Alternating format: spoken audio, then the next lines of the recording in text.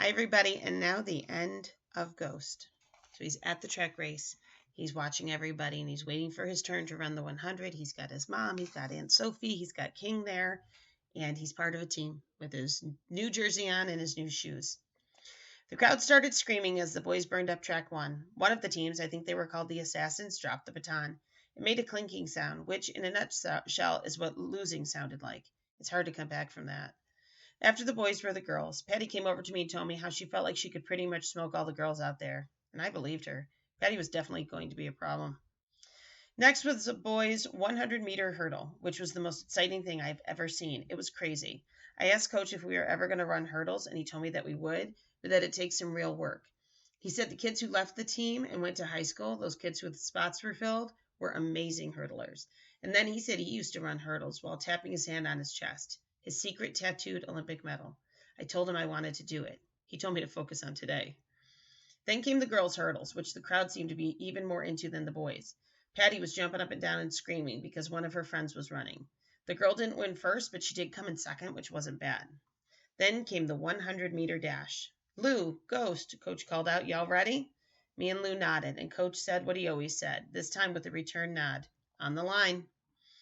We stepped out on the track and walked down to the end. Lou's mom instantly started screaming and waving those stupid pom-poms. No clue what she was saying, but whatever it was loud. Until Aunt Sophie. Castle! Aunt Sophie screamed. Smoke 'em, burn 'em, dust 'em, roast 'em, she shrieked. It was like her and Lou's mom were a perfect, out-of-control cheerleading pair. I looked over, and King was holding the sign above his head.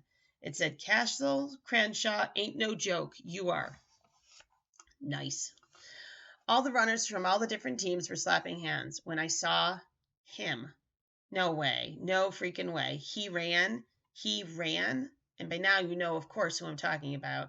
Brandon Simmons. He was standing in lane 8, running for a team that called themselves the Bolts. He saw me the same time I saw him, and he looked just as shocked as I was. You run? I asked, coming towards him. Brandon was a runner? He was tall enough to play ball, so I always assumed that's what he did. Then again, I should have known better because he had all those slimy hands. Can't hold no ball with butterfingers. You run? He responded, wiping his hands ironically on his shorts. Then he smirked and shot breath out his nose like he couldn't believe it, like I was some kind of joke, like he ain't see the sign that King was holding up.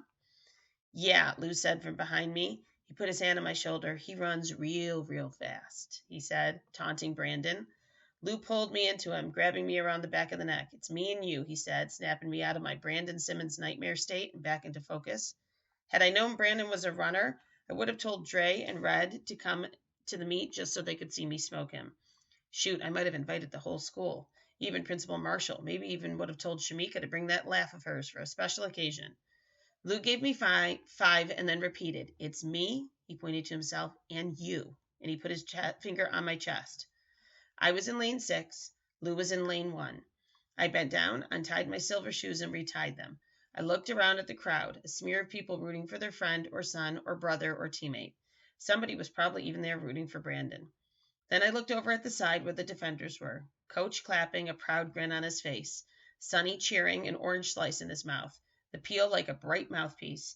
And Patty, who, by the way, had on shiny lip stuff and her hair greased and slicked straight back, squatted down and staring like she was mind-beaming speed to me. She nodded. I nodded. My mother looking at me with wet eyes. She waved, and all I could think about was that moment that the two of us were running down the hall 3 years ago. On your mark, said the starter, my heart thumping, and I could feel my insides turning colors. I'm not sure what color. Not red, not blue. Something else. Something different. A color I never felt before.